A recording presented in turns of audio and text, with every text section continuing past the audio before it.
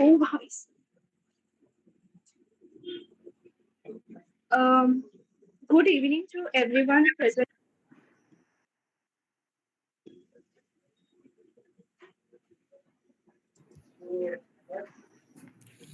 On behalf of the Jadavpur Association of International Relations, JAIR, I extend a warm welcome to all participants, distinguished guests, and presenters to this one-day online webinar under our flagship series, MindSphere Talks, on the theme, The Future of World Order, Mapping the New Global Geopolitics. This webinar has been designed to provide undergraduate and postgraduate students with a platform to critically engage with pressing issues in geopolitics, strategic studies, and technology. To formally begin the inaugural session, I would like to introduce the chair of the Keynote Address session. We are privileged to have with us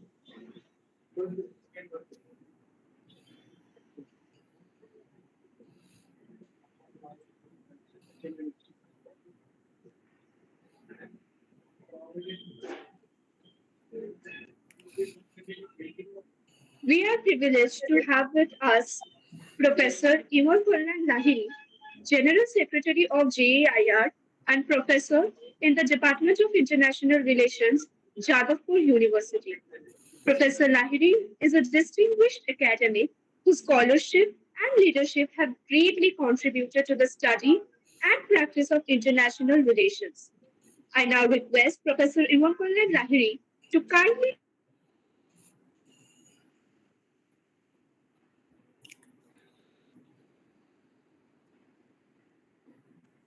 Unmute. Akanksha, please unmute.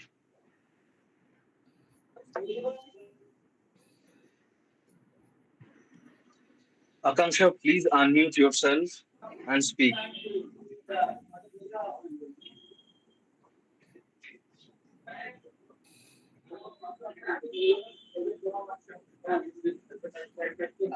We are privileged to have with us.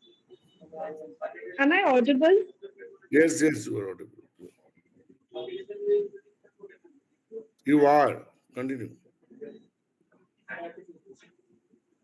We are privileged to have with us Professor Imankalyan Lahiri, General Secretary of JAIR and Professor in the Department of International Relations, Jadavpur University. Professor Lahiri is a distinguished academic whose scholarship and leadership have greatly contributed to the study and practice of international relations. I now request Professor Imankalyan Lahiri to kindly take over the session and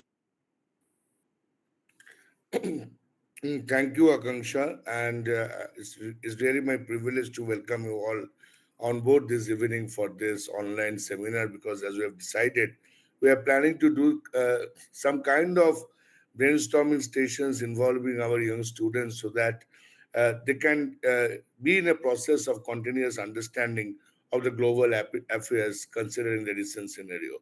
I sincerely thankful to my friend and a very dear friend, Professor Shyamkishor, Ayangbam Shyamkishor from Mizoram University.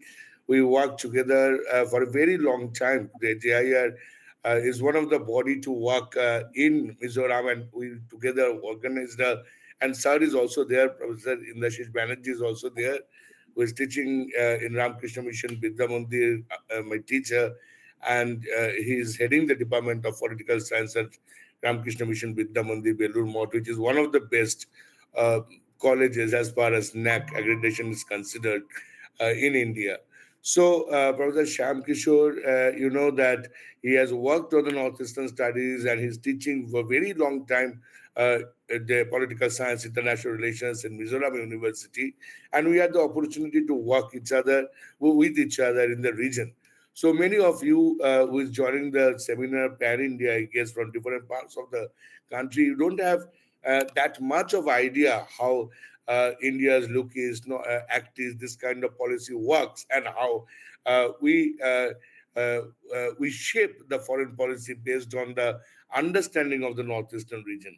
So I think Professor Shyam Kishore will be able to give you an idea today that what is the position of northeastern region when the entire world is changing very fast and maybe faster than before.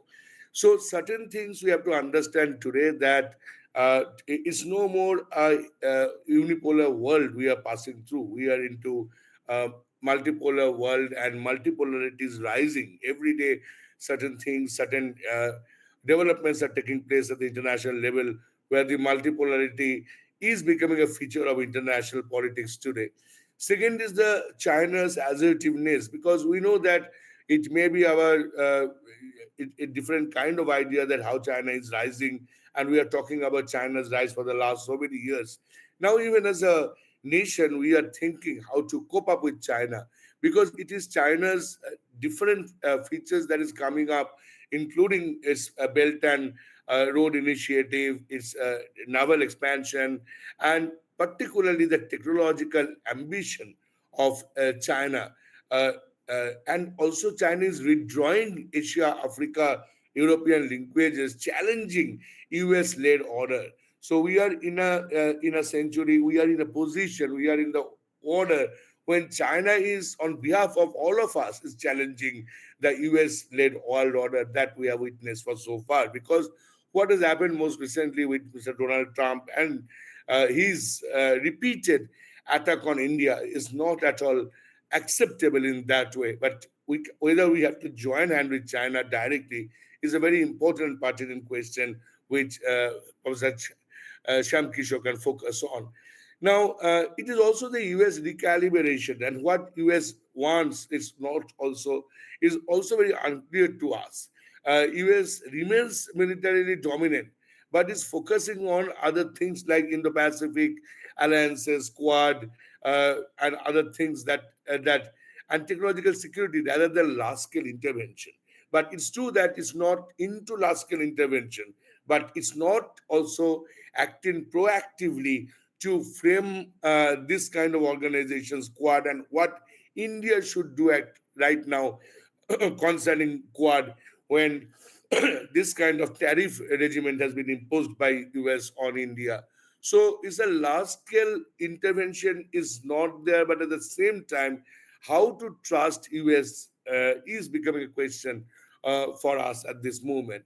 Another important question, what if or development, what I feel that is important for international relations is the resurgent Russia, because Russia seeks influence through energy, geopolitics, and military presence in Ukraine, especially in Ukraine, Eurasia, West Asia, Africa, and despite there is a Western sanction, Russia is moving on. So we have to see these developments into different angles, and also there is a rise of a middle power agency like Turkey, Saudi Arabia, Brazil, Indonesia, and these countries are asserting independent foreign policy, balancing between the great powers. So a new balance of system is emerging at the international level. But we cannot forget about the uh, technological geopolitics, like control of semiconductors, because we cannot stop the development of artificial intelligence, quantum computing, and cyber domains. It is as critical as territory. It's not like that we were concerned about protecting our territory right now. But the cyber domain, cyber security, artificial intelligence, it is becoming as critical as territory, because it's technological sovereignty we are talking about now, and is a major driver in recent years. So as a result, the competition for rare earths, green hydrogen, then uh, the Arctic access is also important, reshaping strategic maps as the world is shifting uh, towards the renewable energies. So, what to do and how to adjust with that is also becoming a very pertinent question in the new framework of geopolitics. So, I will not take more time, but I feel these are the issues Professor Shyamkishor can consider upon or will be considered upon. But I will also request him to give a brief overview of northeastern region, India's uh, actist policy, lookist policy, because how Northeast lookist is becoming important for us is a very, very important question, because geopolitics of climate and health is also very important to us. And you know that the map is changing very fast, and energy transition and resources, as I've mentioned, that is important for us to access the resources what we have in the eastern part of India. So Northeast is the only solution what you can see in that way.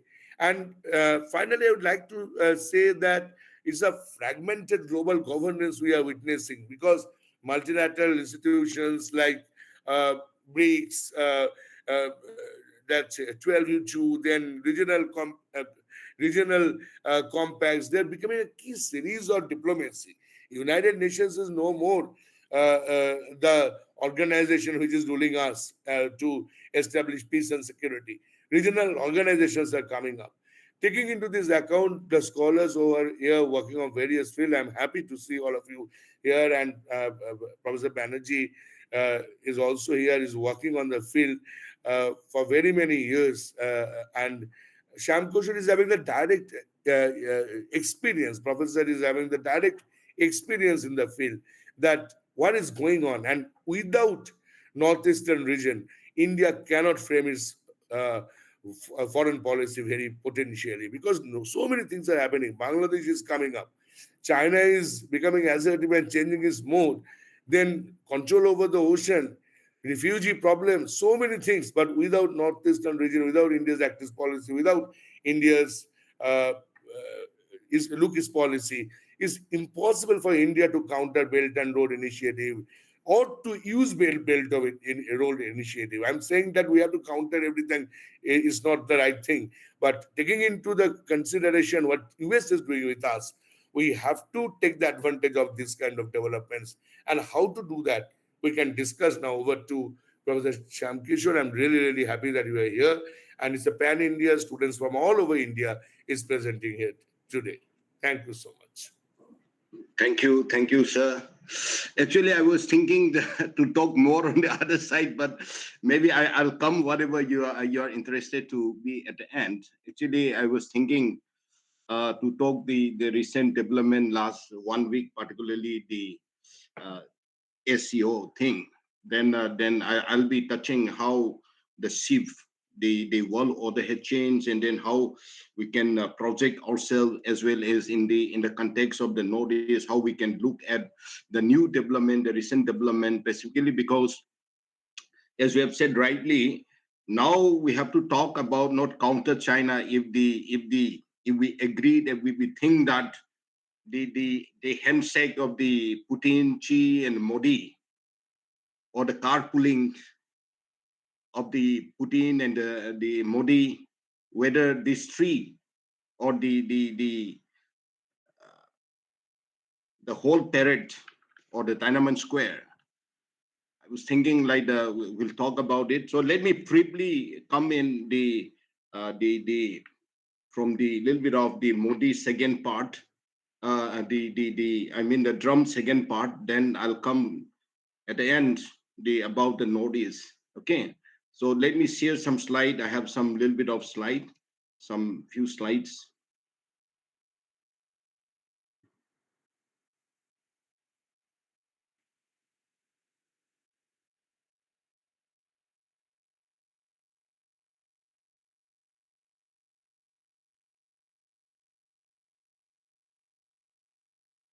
Is it feasible? Yes, sir. Yes, sir. Yes, sir. Yes, sir. Yes, sir. Okay. Okay. Yes, sir. I just titled it like this: India and the New World Order. So let me start the recent, say, development in the international politics. As you know, the when we talk about the new world orders, many people talk about, say, the after the Second World War, the Berlin, the world, the fall down of the Berlin Wall, or can say the collapse of the Soviet Union, where George Bush talks about a new world order.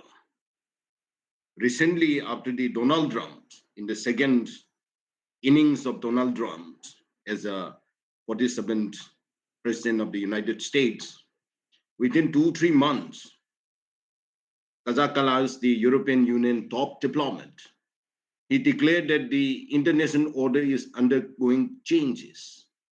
And he said this is a very, very kind of a new development which was not seen before, saying since 1945. It means a kind of tectonic shift. And what is this? Just after that is in the February, March, but by August, Xi demonstrated a new world order at the recently concluded Shanghai Cooperation Organization, as you all know.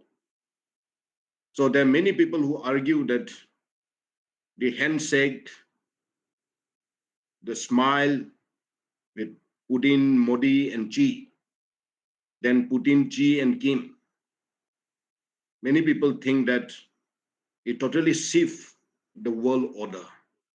Even like Professor Jeffrey, he wrote The End of 500 Years of Western Powers and the Rise of Multipolarity.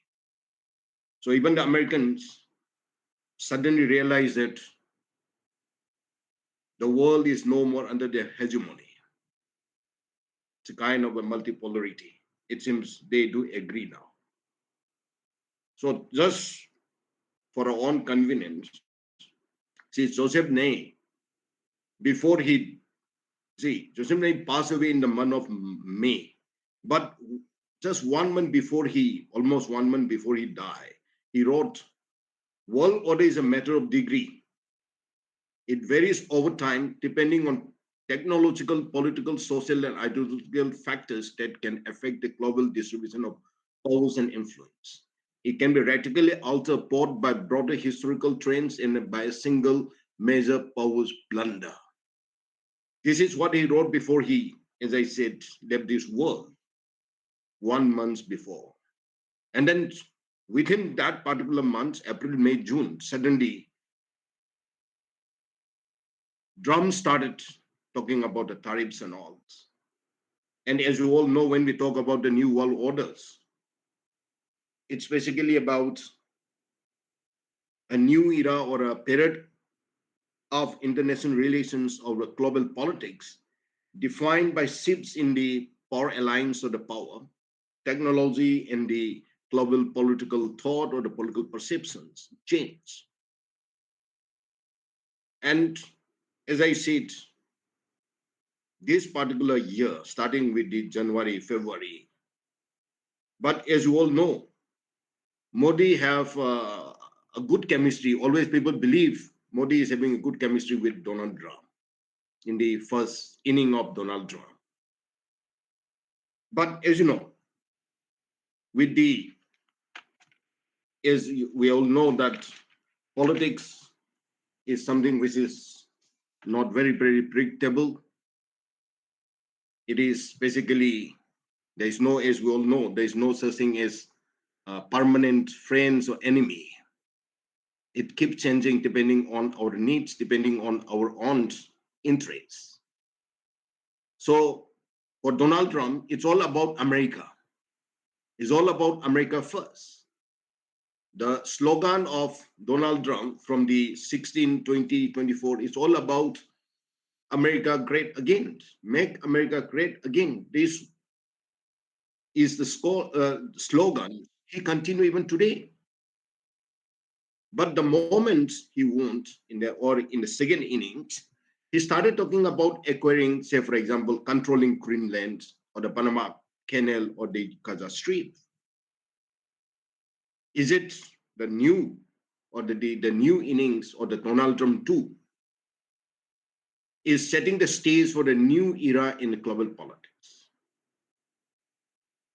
You know, in the beginning, February, March, particularly up to that point, even their Secretary of State was meeting with the foreign ministers of the Quad that comprised India also, India, Australia, Japan, and the US.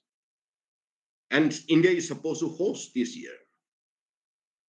So India is supposed to have a good kind of a very dependable kind of alliance or relationship with the America, Australia, Japan. But suddenly, as you all know, it suddenly changed. But before that, Modi has gone to America in the month of February, and India and US come up with a joint statement. The joint statement has some around, say, six main issues, six main points. Start with the defense. It talks about the framework for US-India major defense partnership. Here, actually, the whole idea of this defense partnership is all about the significant integrations of US origin defense item into India's infantry. Whatever we have purchased, they're supposed to give all this technology. They agreed to expand the defense sales and the cooperations with India to strengthen defense industrial cooperations, actually. Then even in the trade and the investments, both leaders, the two countries, the leaders set bold new goals for bilateral trade. They called it as a Mission 500, aiming to more than double total bilateral trade to $500 billion by 2030.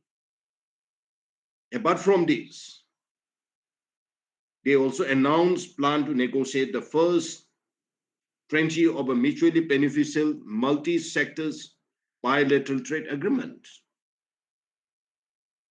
Again, in the energy security, these sectors, the leader announced their commitment to fully realize the US-India 123 civil nuclear agreement.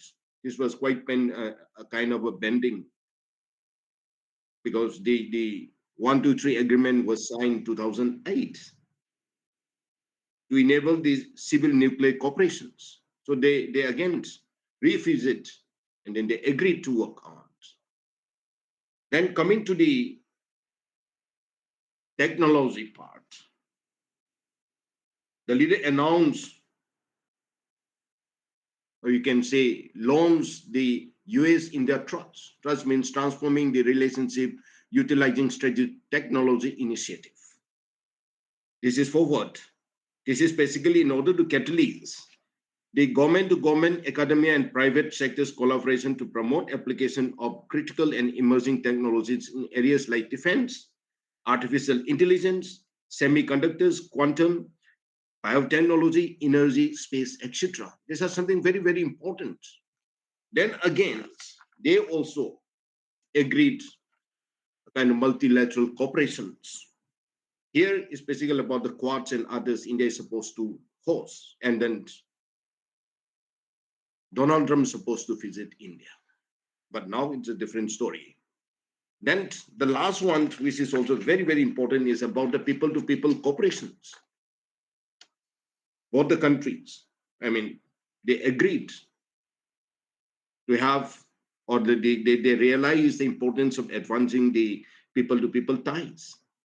In this context, we have to remember that more than 3 lakh strong Indian student communities are there in America, and they contribute more than $8 billion annually to the American economy and help create a number of direct and indirect jobs. Is a huge. But within that was this particular joint statement was in February 13, 14. But within few months, as you know, they imposed tariff on India. Initially, as you all know, is about only 25%. Then again, added another 25% in the name of purchasing the Russian oil, as if India is the only country purchasing oil from Russia. As you all know, European Union, China, and others, they are also purchasing. These actions actually, the Indian government feel very, very unfair and extremely unfortunate. Actually, after this, the relation between India and US become a kind of very at the lowest levels in the recent past. We don't have this kind of relations in the recent past. India and US is moving very closely for quite some time, particularly from during even the Joe Biden and all in the last government US. But in the last few months after after taking over the presidency in the second innings of Donald Trump, suddenly it totally changed. Actually, it seems he's playing India as a pawn or a piece of a chessboard in the subcontinent chessboard, not as a friend or an ally. So this totally changed, or it gave a kind of a slapping on the Indian face. At this backdrop, Narendra Modi went to China.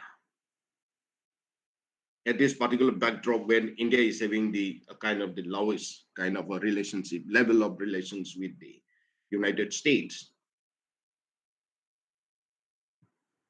and as you all know, Modi shook hands with Putin and Xi during this particular summit, and this particular summit actually make a very, very interesting, very interesting kind of discussion over there in the Shanghai Cooperation Organization's summit. It witnessed the productive discussions on the state development strategies, reform on global governance, even counterterrorism, peace and security, development and financial cooperations, and sustainable development. So, for example, the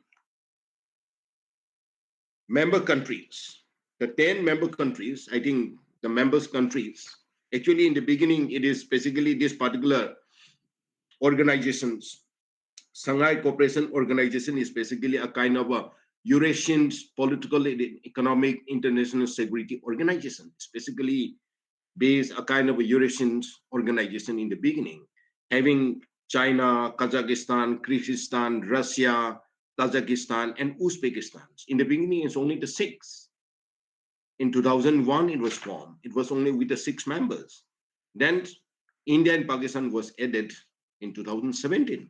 Then 2023, Iran, then 24, Belarus. It becomes 10 member countries. These 10 member countries strongly condemn terrorism in all its forms and manifestations, including the April 22 Pahalgam attack. Just imagine the defense minister of India, he didn't sign this particular thing and come back from China. But now they've agreed, and Pakistan is also a member, and then Pakistan is also part of this summit. And the member countries, they called to a cross-border movement of terrorists. And then there was also focus on the global south. As you know, why they talk about the global south is basically because there is a uncertainty, global uncertainties in the trades, and there is a kind of a fluid and chaotic global situations. As a result of that, members countries, they oppose the unilateral coercive measures, including those of an economic nature. Actually, they are indicating to the US tariff. They said that they want with the UN charters and the principle of World Trade Organizations, not to give any kind of reference to without giving any kind of a naming or a reference to the US, but they're indicating to them. They even said that even the President Xi said that he criticized the pulling behaviors in the world orders and called leaders to adhere to fairness and justice while opposing Cold War mentality. He was using even the word Cold War mentality. And again, another thing which is very, very interesting is about this, the purpose of the Global Governance Initiative. They call on the member countries to work in concert for a more just and equitable global governance system adhering to sovereign equality abiding by international rule of law, practicing multilateralism, advocating the people-centered approach, and focusing on taking real actions. What does it mean? It means they are very, very serious. She is very serious on this. Coming together on the global governance started with without giving any kind of discriminatory to anybody. On the same with everybody should be treated equally. Then another thing which is also very, very interesting of these particular declarations is the condemn. India joined the fellow members of the grouping to strongly condemn the military strike by Israel and the US against Iran, a member state. Normally, India doesn't do this kind of a condemnations. Even when Russia and the Ukraine war, India is always trying to keep a kind of a balance. But it's very interesting that India come forward, join hands and condemn. These are the backgrounds. These are some of the important, say, declarations of the SCO summits. Remember, the summit actually, this is very, very important basically because for Narendra Modi and the government of India, this is the first visit to China in 7 years. As you know, the government, our prime ministers traveled almost every week. Every month he traveled abroad, even though he doesn't visit the different parts of the countries. He's more interested to travel all abroad, but the neighboring countries next to India, China, he doesn't visit in the last 7 years. So this is something which is very, very significant. By meeting both Xi and Putin, what does the government of India is signaling? It's showing the willingness to place a strategic autonomy above alignment with any single bloc.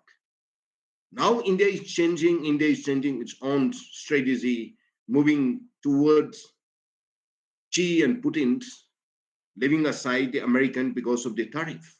As I said, it's like slapping on the face of India.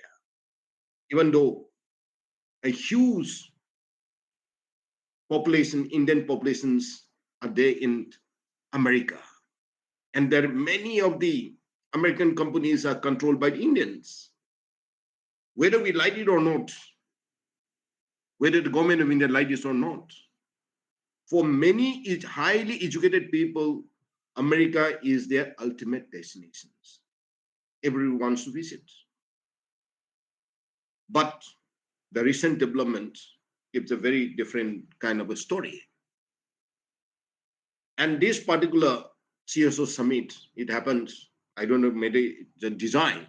The meeting coincided with the Beijing parade marking 80 years since Japan war. Actually, it's a Japan surrenders, and then they call it as a victory parade. Here, Xi, Putin, and Kim again stood soldier to soldiers. And actually, this doesn't give a very, very good message to the world, particularly to the West. Even Donald Trump, he agreed that.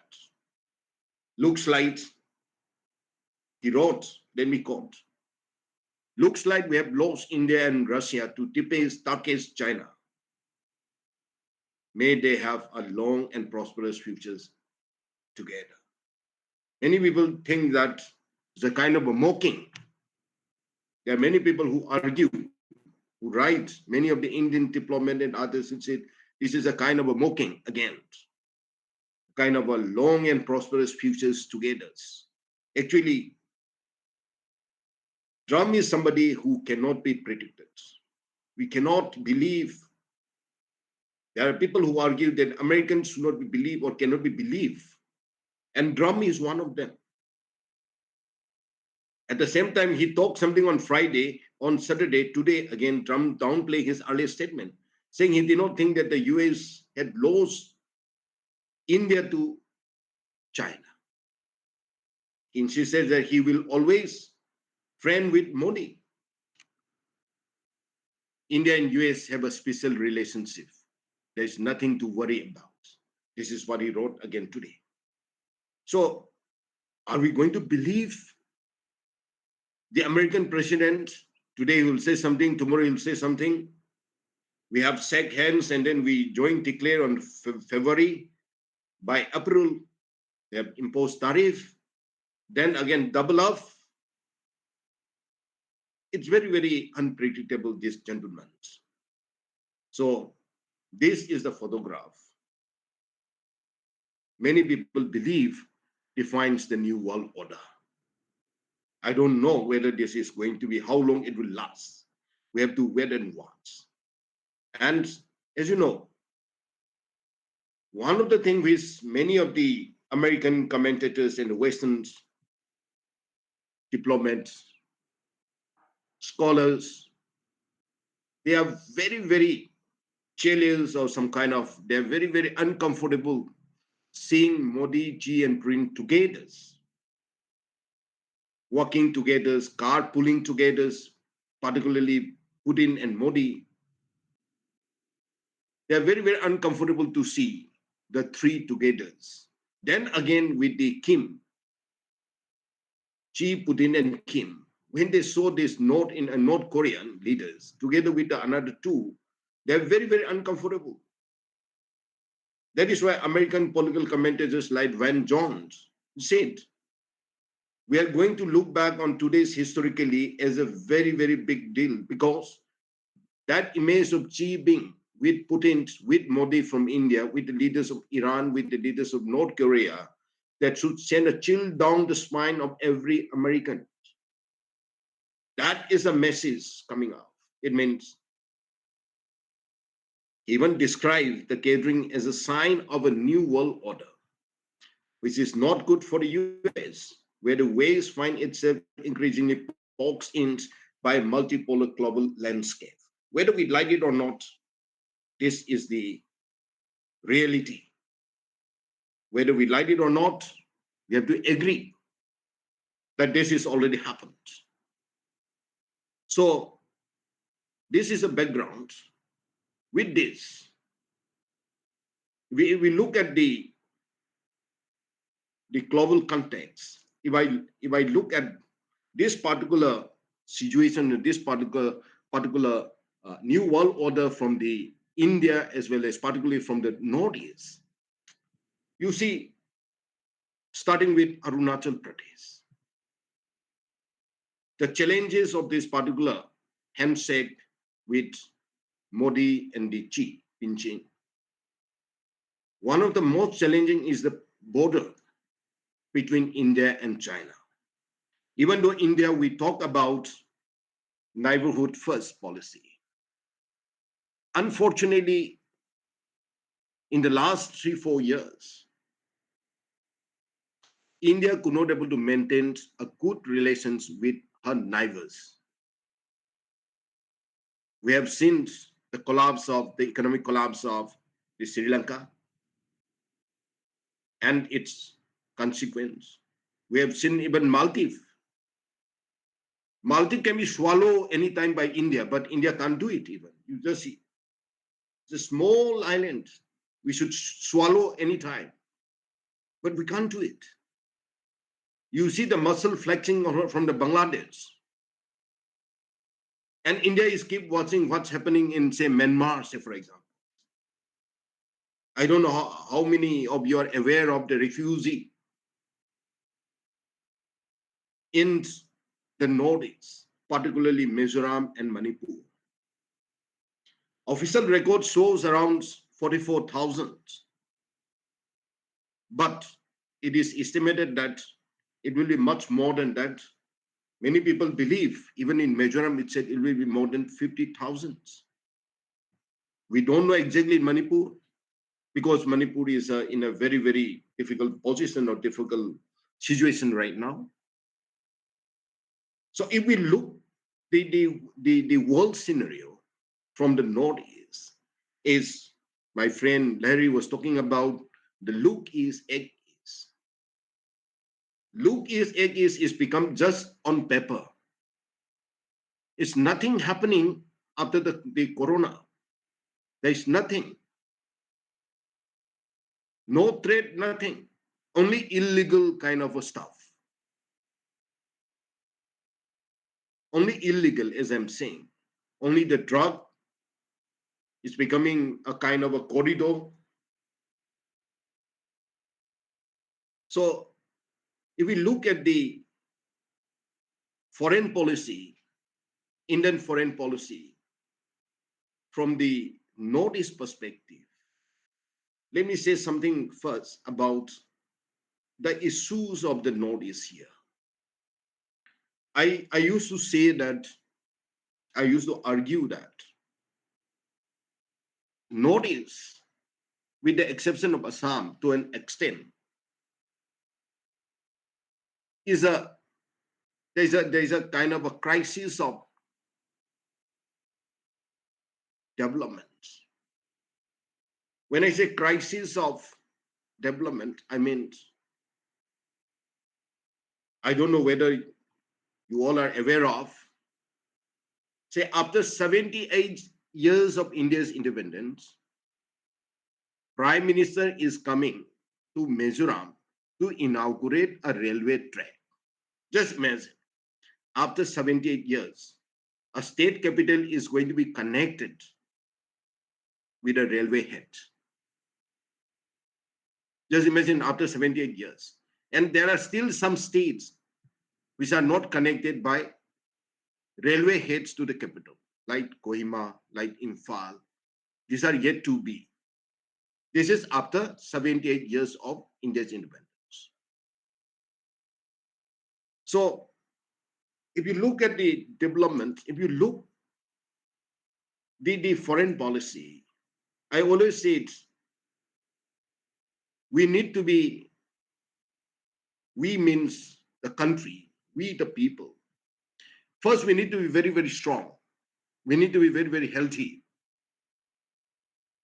Say, for example, when I say healthy political systems or the healthy India, India could not be able to solve the internal problem, the domestic issues. Say, for example,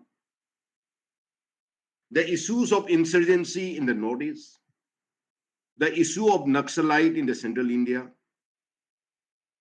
I'm not talking about even the Kashmir. Say, for example, the issue of Naga, say, for example, the issues of the Nagas in Nagaland and Manipur. Since 1997, Government of India is having a peace talk. If the Government of India, where our government is claiming that we are at the superpowers, going to be the superpowers, we are one of the largest, say, purchasing power parity, we are the third largest, second largest, we are very, very strong. Every day the Prime Minister talk about as if we are going very, very, say, strong. But India government could not able to even solve a problem negotiating more than 20 years. And just see the crisis in Manipur between two communities.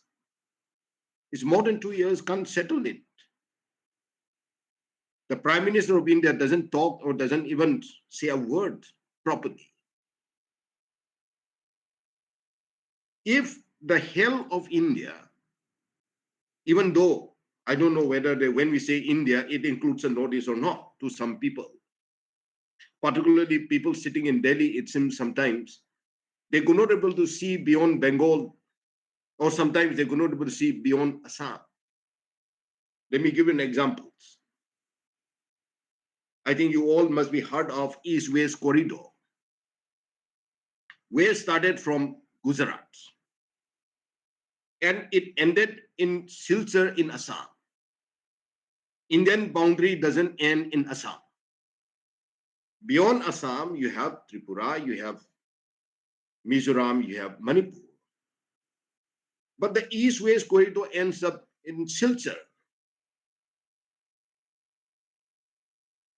So I don't know whether the people in Delhi can see or can't see beyond Assam. That is the problem we're having. It means, I don't know whether the so-called chicken neck, the Siliguri corridor, is it the people sitting in Delhi cannot see beyond Siliguri corridors? If they can see beyond that, then when it comes to the foreign policy, when it comes to say, for example, foreign policy like Act East or the Look East, are you looking to the east, standing from Delhi toward the Singapore via Kolkata or Chennai? Or we have to look both sides, not only from Chennai, Kolkata, but also from via Guwahati, Manipur, or Mizoram. So until unless the issues, I mean the domestic issues, sometimes even the domestic actors or the local actors, the foreign policy, the policy makers, the people in the South Bloc, it seems they hardly discuss with the local actors. When I say local actors, I mean the chief ministers or the leaders of the communities, maybe civil society, maybe the political leaders. They are not on board. Very, very unfortunate. That is why even when you look at even the Bengal also, why there's a lots of hue and cry when it comes to the borders management. Border are to be guarded. Border management is very, very weak. If our borders are not managed properly, then how we are going to talk about the foreign policy? How we can have a good relation with others when you can't guard your borders? Every day somebody is in truth, passing through. As a result of that, the issue of or the policy, say for example, if we talk about any kind of say policies, or say let's say about any kind of say developmental kind of project. Say let's say about say Kaladan multimodal transit project. It cannot take off. It is, they said 80% is complete. But since India could not able to have a say, or India is just a mute spectators in the Myanmar crisis, this Kaladan multimodal project also cannot take off. Because India is doing something else. On the face, they talk about something. Say, for example, there are evidence of India involvement helping the ethnic armies by the Indian armies and the Assam Rifles.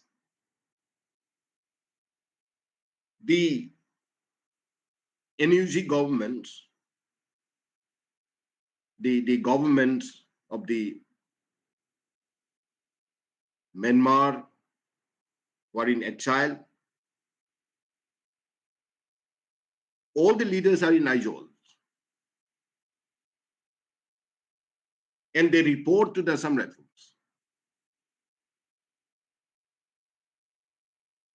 And in the last 2-3 years, the people coming here, there is an issue. I'm not saying even the FMR and all.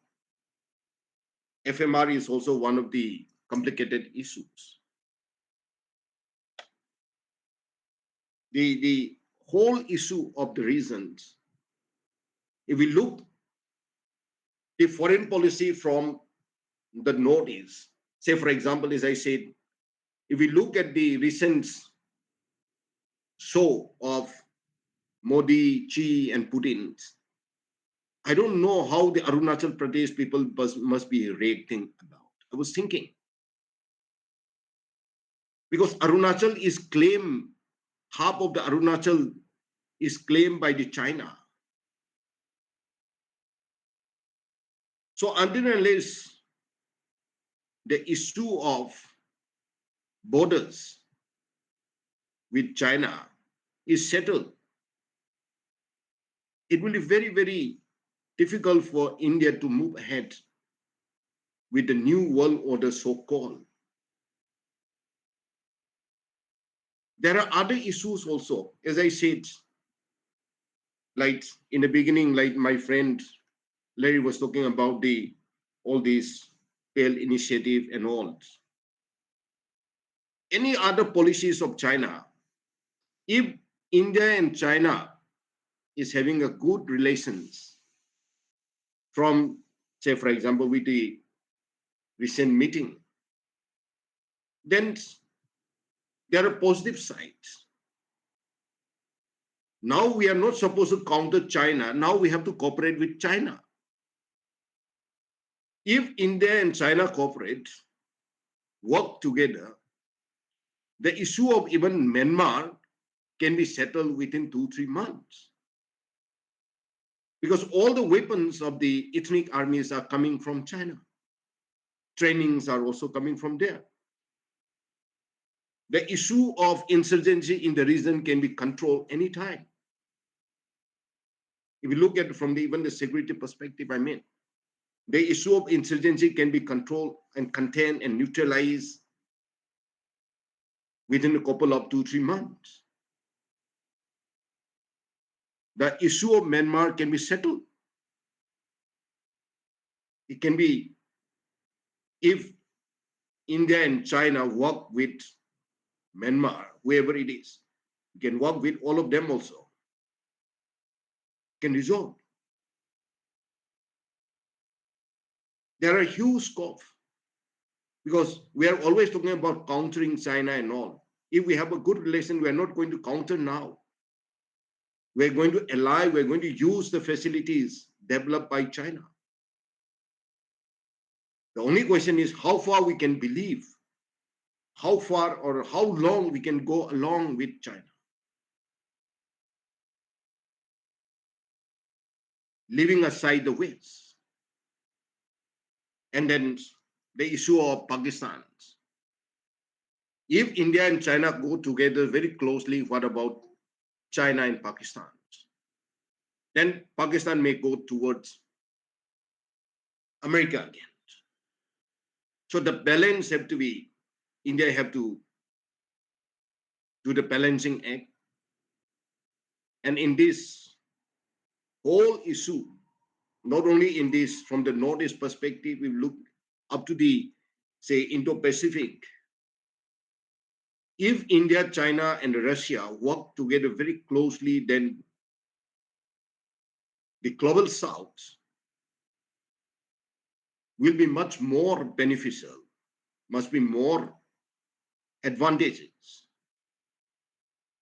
We have lots of things to do, there are lots of area where the three countries can work together, not only in the sea. Say, for example, I said that there's no border trade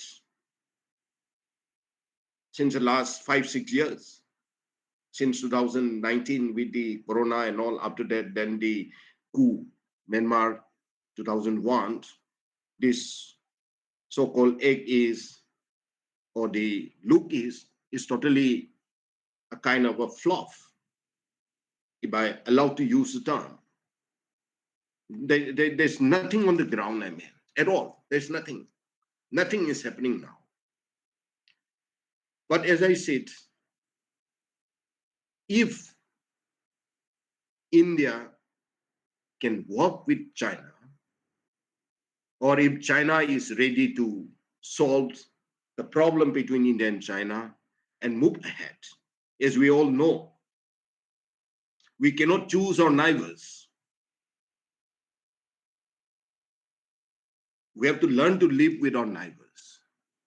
We cannot choose anybody. We cannot choose it. And in politics, there is no permanent friends or a permanent enemy. We need to realign for the betterment of all. So if China is ready to resolve the issues between India and China, and then ready to work together by the both countries, then there are lots of scope. There are lots to do. There are lots, not only at the technology, not only the security issues. There are many areas. So I'm just giving a kind of a, say, overview. There are different areas, as I'm saying.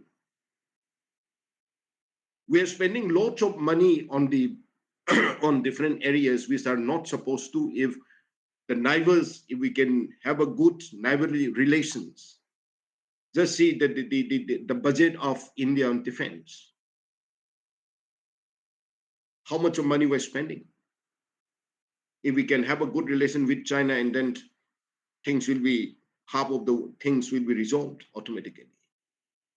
Then other countries, other neighboring countries will follow. If we can have a good relation with China, then others, small countries, neighboring countries, actually, since India could not able to have a good relation with any of the neighbors before. So even the small countries or neighboring countries are flexing their muscles. So these are some of the issues. If there are questions and all, then I will respond. I'm just giving a kind of a say a kind of reaction, a kind of a briefing, and then not in a very systematic way. So if there is any questions and then query, then I'll be happy to take. Okay, back to you.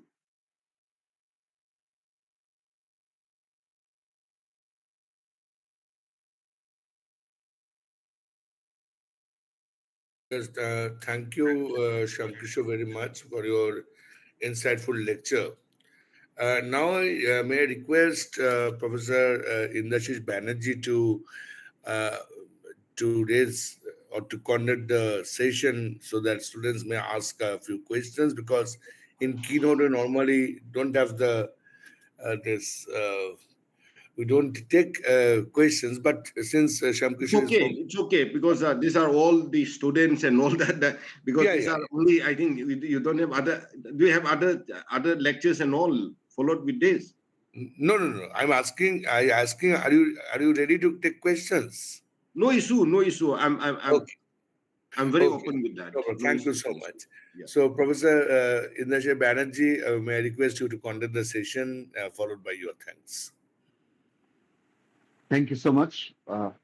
Sir, it's so generous of you to take a few questions from us, especially because many students and scholars are there with us from all across the country.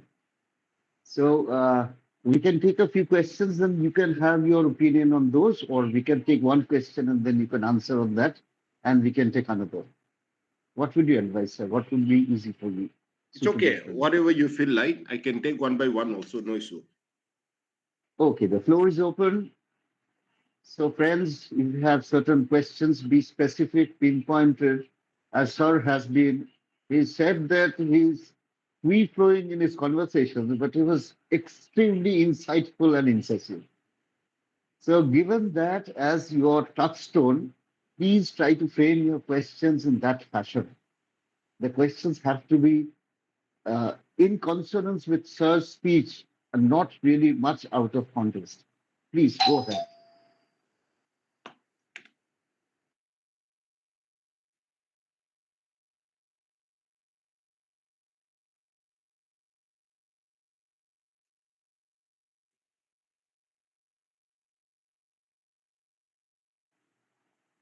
Well,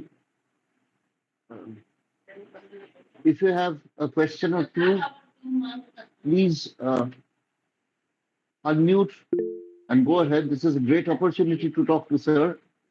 It is not always that you can have one. Yes, Abid. Abid has a question, sir. Abid, please. Yes, sir. Good evening, sir. First of all, that was a very excellent take on the topic. And I want to ask you a question because I am also from Northeast and would like to understand it a bit more from you. That we are now seeing that green energy and other energy resources in the Northeast are being tapped out. And they're in a planning procedure of green tapping in the upcoming years. So, how will that become a major factor in India's position as a power in the world? And what might be the consequences of that in the image and the relation of Northeast with the other side of India? Thank you, sir. Thank you. Regarding this green energy, actually, the government, the local government, the government at the state level, they needs to be brief first. Because to my understanding, most of the states, particularly at the ministerial level, most of them are not very, very aware of the so-called green energy events. Most of them. The local governments have to be prepared for it first. They need to come up a kind of a policy. Until unless they come up a proper guidelines, we are going to face the music. Because now everybody talk about the climate diplomacy, and then we talk about this green energy.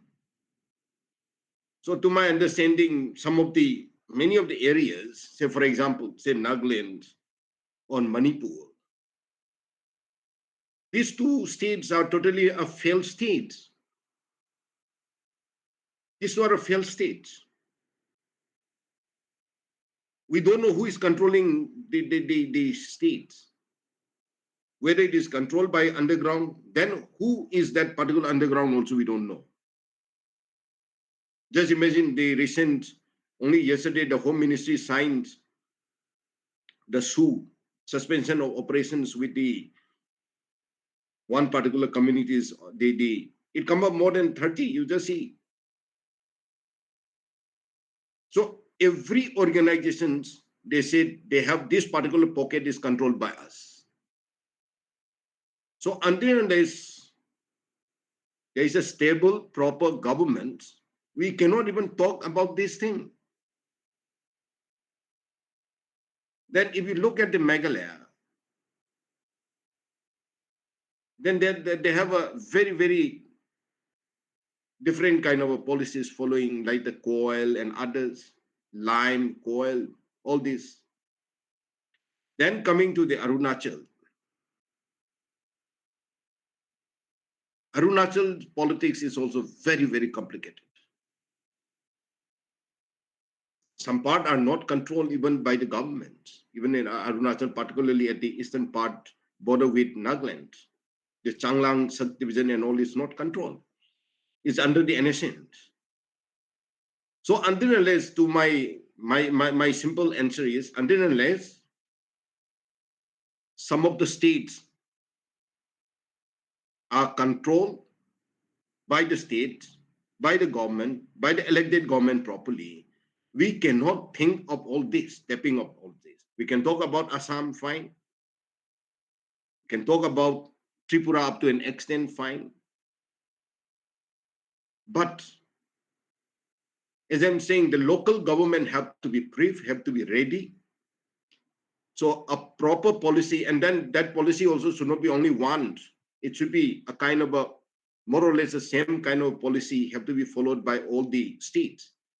Then only we can talk about this kind of a green energy and others.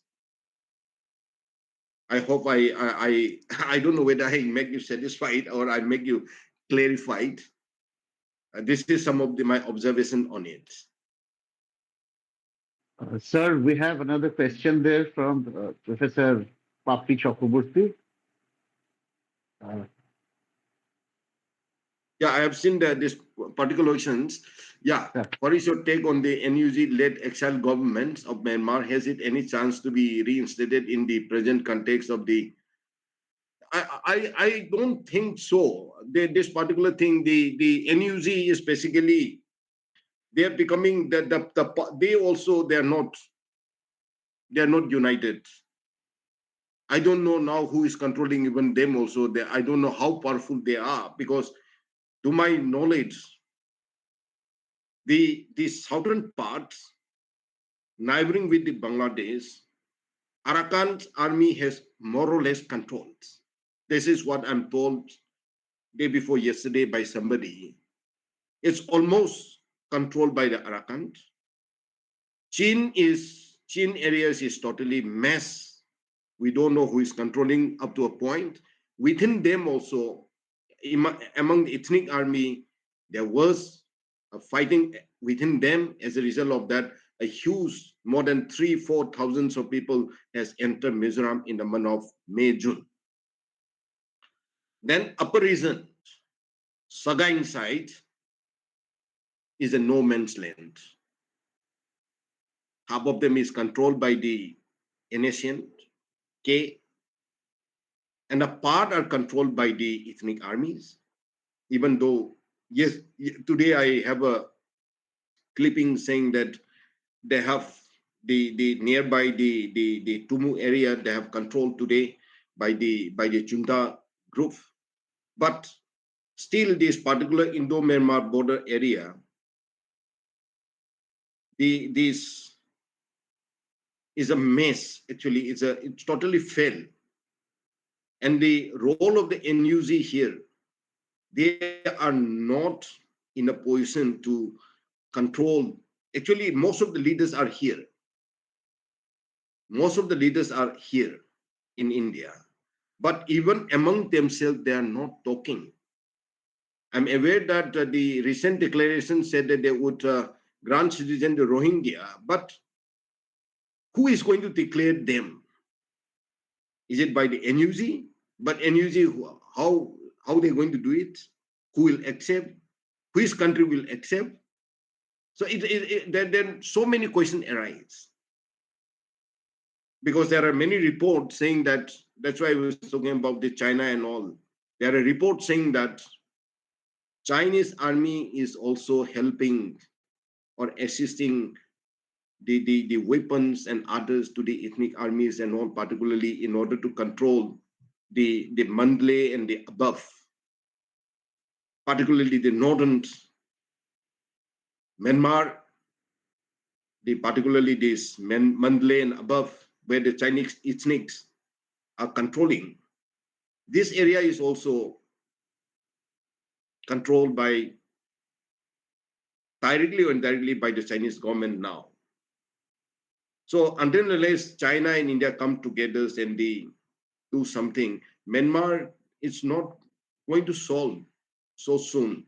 And then NUG, even though I have a student who is very close with this NUG team, but according to their own assessments, until unless the people of the leaders, I mean the leaders of the NUG, they come and sit down together properly and then resolve their own crisis within and the ethnic armies. Because now nobody is listening to anybody. Ethnic army doesn't listen to anybody. NUG also, whatever they say, they command only some.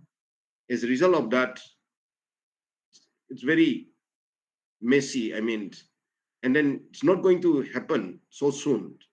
I don't know whether they talk about the elections, who is going to recognize that elections, because this whole chunk from the whole reason, I mean, the Indo-Myanmar regions is a mess. Even in the Indian side, as I'm saying, is a mess. I don't know whether people are aware of, particularly Arunachal, Nagaland, and Manipur. This particular region is not controlled by anybody, is a no man's land. So the issue of energy, I think, they need some backup either by the government of India or somebody, then only they can have a say. If not, it's not going to, nobody is going to trust them in a way. Thank you. Thank you so much, sir. This webinar, The Future of World Order, Mapping the New Global Geopolitics. And this is part of the MindSphere series initiative of Jadavpur Association of International Relations. Now, it's indeed a privilege to have had Sir with us today. And the broad theme on which Sir was supposed to speak is what he more or less stuck to. But then it was because of Professor Imankalyan Lahiri, our very own General Secretary, that Sir had to come down to local and local democracy, and from which we've had a lot of insight, cutting across so many issues, across continents, across leadership. In reimagining the world order, power shifts, technology, and the future of global geopolitics is what was the brief that was given to Sir. That is what I'm given to understand. Because I was also given this particular topic that Sir is going to speak on that. Now, Sir went ahead with so much, and this was such a thick description that an hour or two is just no time at all for getting into the depths of what Sir covered today.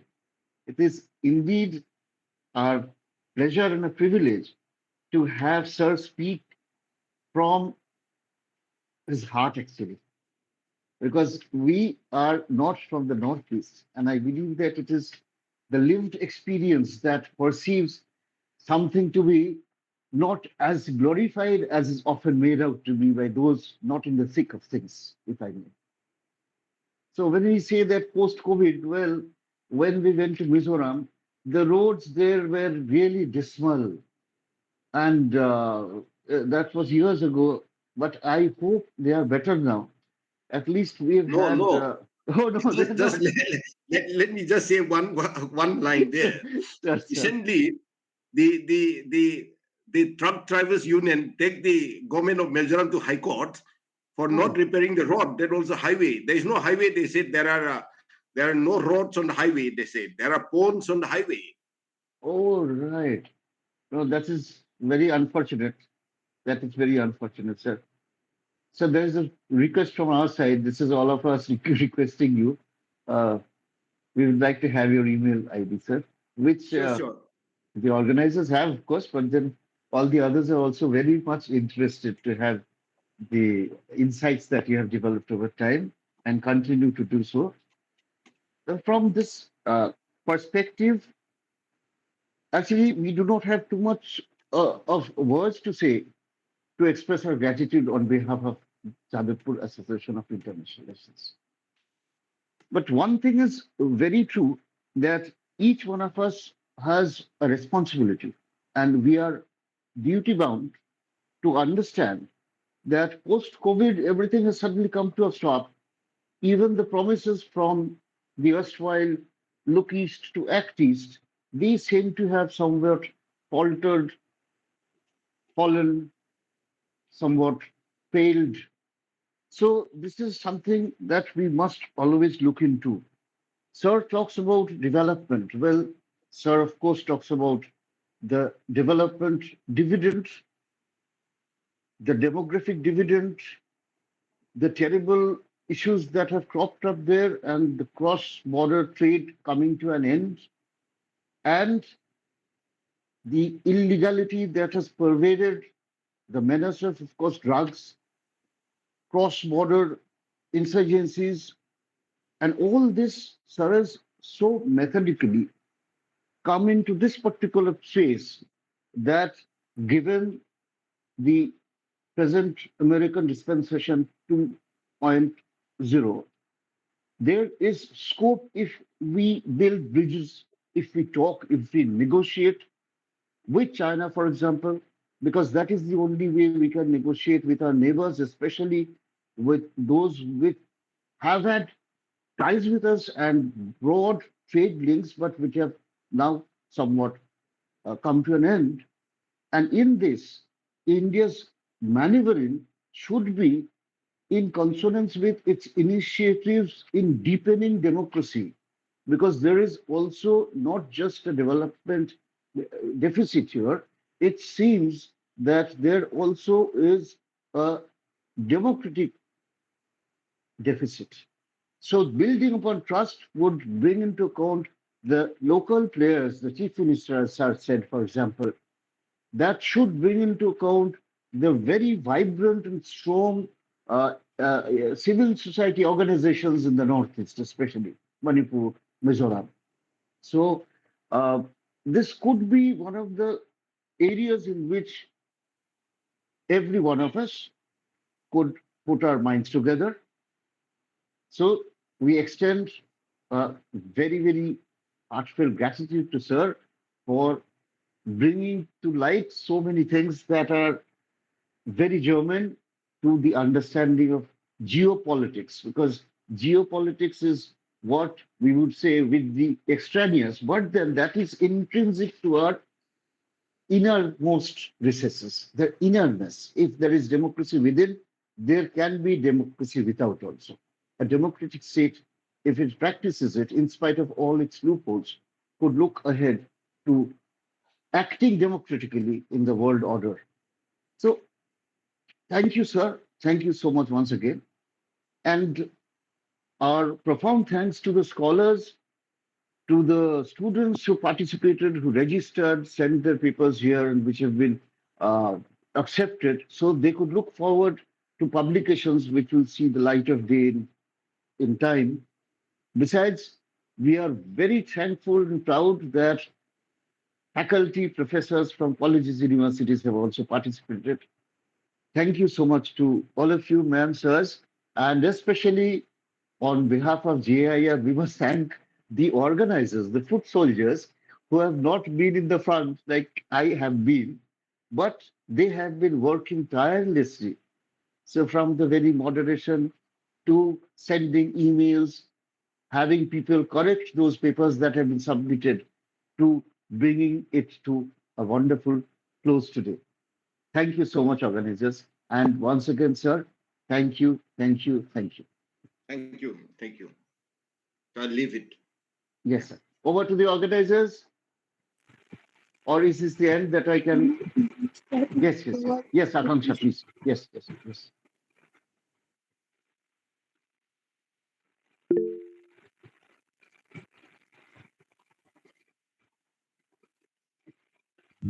Thank you, Papi. Sir, I can leave, right? Can I leave? yes, sir. But Akanksha, sir, am I audible, sir? Yes. Am I yes, audible? Yes. Yes, sir. Thank you so much for this Akanksha, go ahead. session of today's webinar. We request all the participants to join the respective links.